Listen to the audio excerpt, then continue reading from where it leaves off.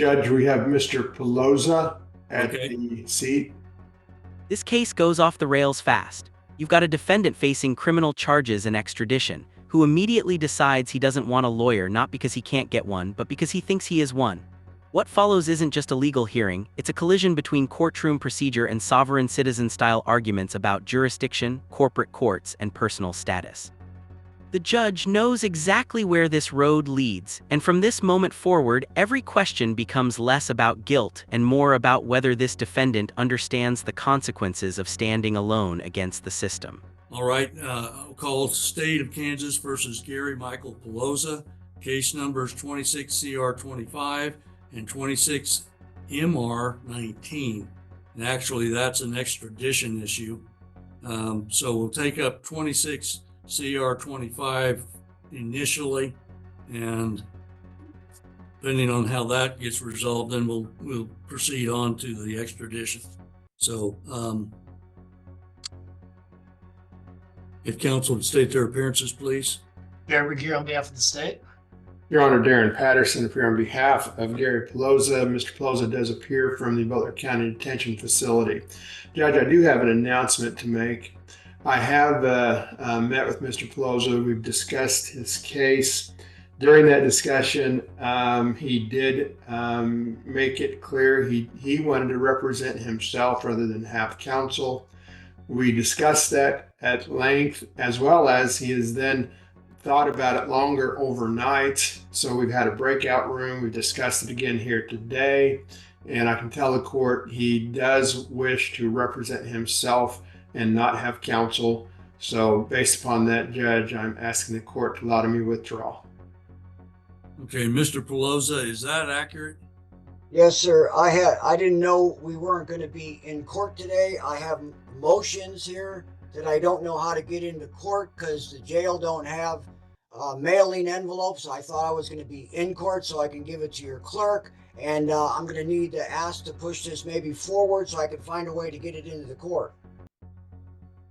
Well, Mr. Pelosa, what you're discussing is one of the complications of representing yourself.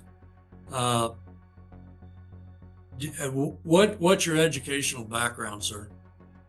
I've got high school and two years of broadcasting school, and I graduated broadcasting school, so I had 14 years of school. And I had 2 years of business law. All right. Why a person has a right to represent themselves.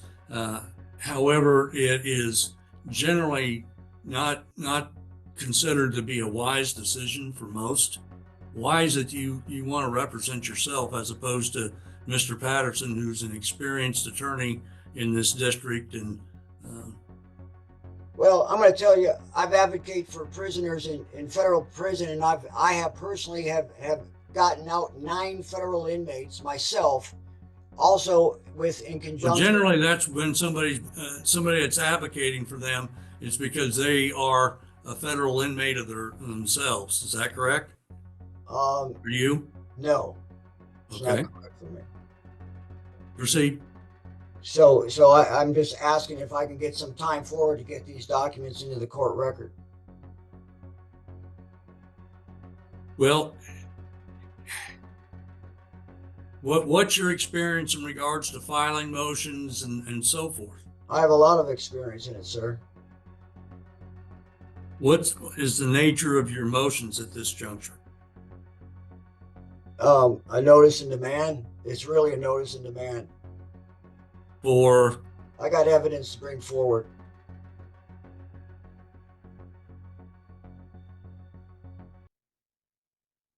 And no one's able to see. I mean, I wasn't even stopped. I was walking, but they said the registration. Okay. Well, hold on. I don't want to get into arguing anything. Right. So now, do you understand? What? Sometimes what I've done and other judges do is allow a person to represent themselves, but also have standby counsel available. Would you be receptive to that procedure? No, sir. Is there a particular reason why? Right, because we haven't established the court's jurisdiction just yet.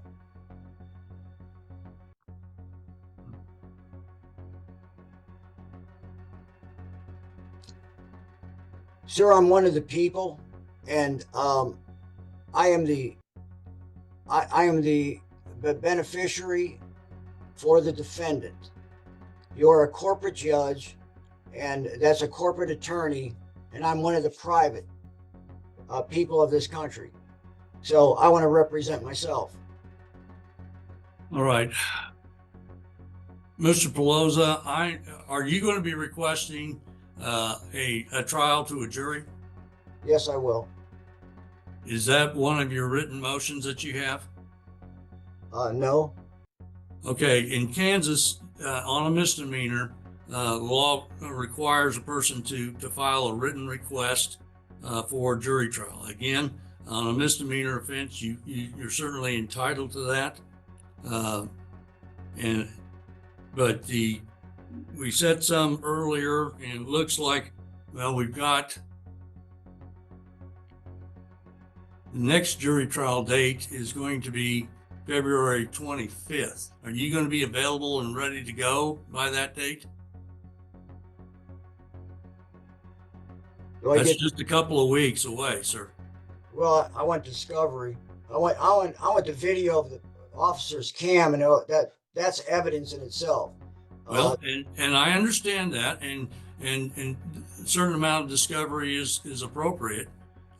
Again, it's a lot easier with counsel, but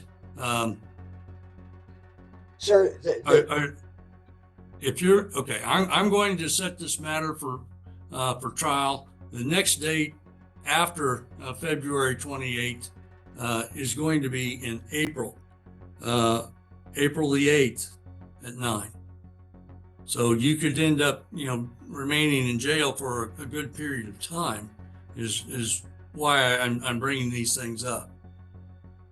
Okay, I'm still challenging the court's jurisdiction. I can challenge jurisdiction at any time. I mean, sir, let me ask you this question. Are you a member of the bar in good standing? This is where the reality check hits. The judge calmly explains something simple but critical. In Kansas misdemeanor cases, a jury trial isn't automatic. It must be requested in writing on time and in the proper format. That's not a technicality, it's the law. And notice the tension here. Mr. Pelosa wants discovery, body cam footage, and jurisdictional challenges, but he's also rejecting standby counsel, the very person who could make sure none of those rights are accidentally waived. The judge even warns him that insisting on trial dates could mean sitting in jail longer, not less. So here's the question for viewers. Is this confidence, or is this self-sabotage playing out in real time? I've been a practicing judge for the last over 5 years, sir, and yes. Okay, is the prosecutor a member of the bar in good standing? Okay, I'm not going to go playing your games here, sir. Well, we have a conflict of interest. Sir, I'm going to set this matter down for hearings. Sarah, Jen, does Judge Webster, what's her next motions date? Are you asking about a Monday misdemeanor control or a bench trial? No, I'm not sure how she breaks that up. You tell me, I don't know the nature of all of his motions or how long that will take, but it wouldn't be able to go on the expedited docket. And Judge Webster would usually hear those on a Wednesday afternoon. That's when she has evidentiary type hearings. Okay. Jen, can you look on that and see when she has next available? The next available is going to be March 25th at 1:30.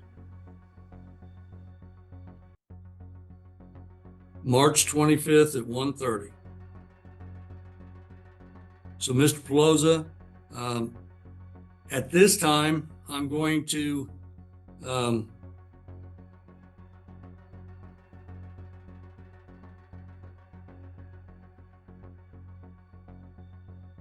take your motion to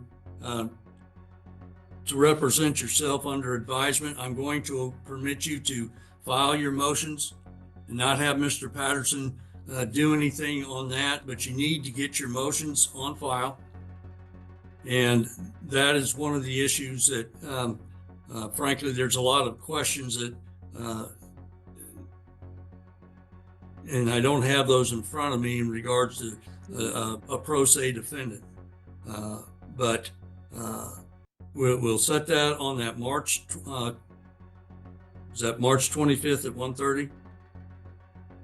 That is correct, Your Honor. Okay. That's when your motions will be set. You'll need to file those. You have them ready to go now, sir? Yes. Okay. I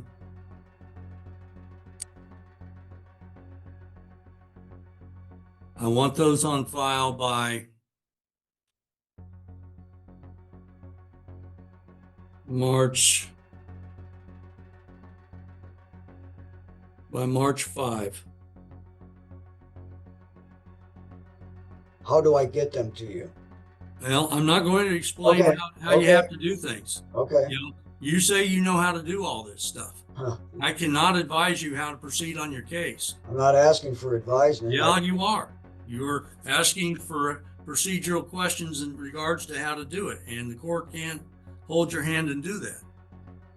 That's one of the extreme disadvantages of representing yourself.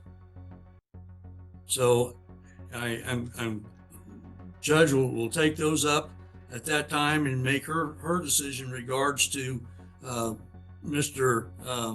Patterson, but I'm not going to require Mr. Patterson to do anything further on this matter. Mr. Patterson, would you be appearing on that docket as well?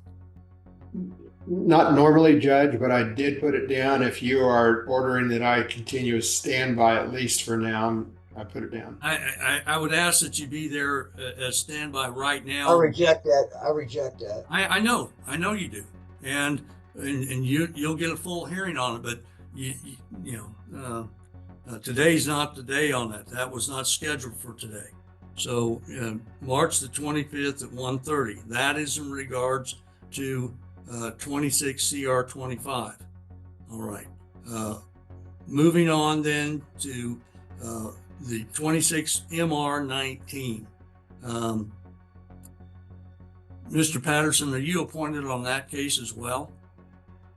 Because it is misdemeanor charges in Missouri, then yes, it does fall on my contract. But again, I discussed that with him, and he has the same position on that too. Is that correct, Mr. Pelosa? Yes, sir. You'll need to file your motions and things on that. We'll set it for March 25th at 1:30 as well. So I'm going to, Mr. Patterson will be standby counsel on that as well. I reject that.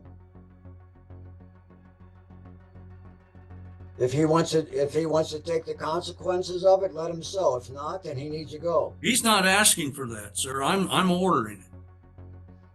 So at this time, and it's going to be the same order that I just made. What's your You're authority? still going to, sir, don't interrupt. You're still going to have the opportunity to do that. I'm not asking him to do anything on your behalf in the meantime, but you're going to need to file your motions, and that's going to be difficult from where you're sitting. So, file whatever motions that you feel is appropriate, and it'll get brought up at that time as well. Again, that's on Judge Webster's calendar. But if you're going to be requesting a jury trial on these matters, you need to get those on file as well, because that April 8th date is on the court docket coming up fairly soon. All right. Is there any other issues that we need to discuss concerning either of these cases for Mr. Pelosa? Mr. Regier? Your Honor, if the court is continuing the bonds in both these matters, the state has nothing further. Mr. Pelosa, anything further? Not at this point. All right. I'm going to continue the bond status as they currently are.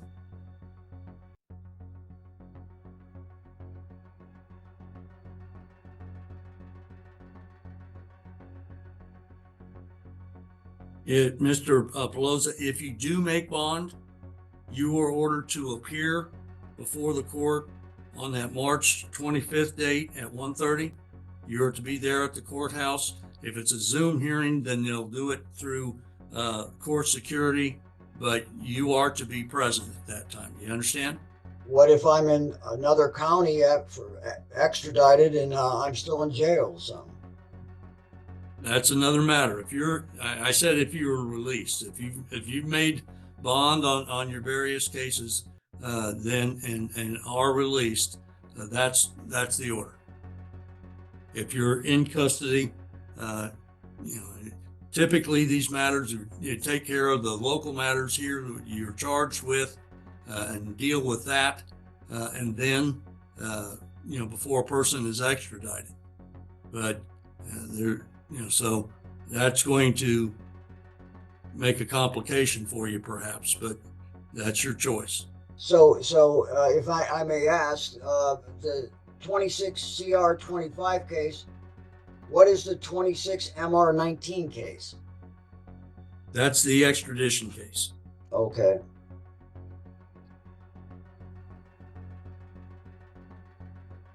All right. It appears that on the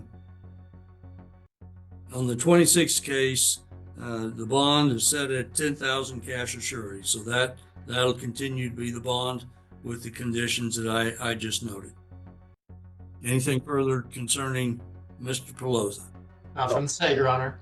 Very well. These matters are adjourned.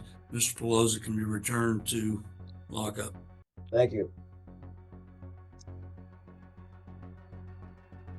Mr. Pate, are you ready to proceed? This hearing ultimately wasn't about winning or losing, it was about control.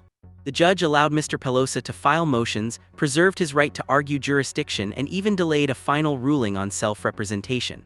But the court also drew firm boundaries. Procedures must be followed, deadlines matter, and rejecting counsel doesn't entitle a defendant to guidance from the bench. With bond conditions unchanged and future hearings set, the takeaway is clear. Self-representation carries real risks, especially when legal theory clashes with courtroom reality. The next hearing will determine whether strategy turns into consequences. Backhand index pointing right if you found this case as shocking as we did. Make sure to hit that like button, share your thoughts in the comments, and don't forget to subscribe for more jaw-dropping courtroom breakdowns.